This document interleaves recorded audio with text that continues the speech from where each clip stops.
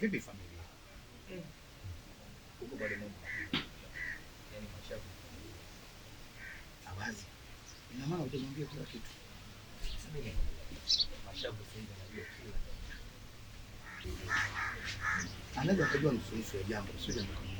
Hebu kamilisha kwa kumwambia. Anajua tayari kuhusu Aziza. Familia.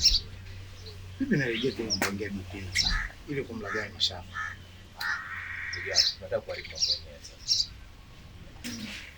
Inaweza kuharibika zaidi akijua kwa jitihada zake mwenyewe. Sasa mimi nifanye. Nishauri. Naona mkeo anaondoka. Kwa nini msimrudishe nyumbani?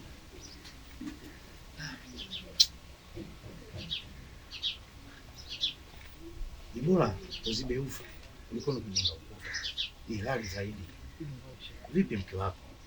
Yupo nyumbani? Yupo. Na mwenzake leo anakuja kumtembelea.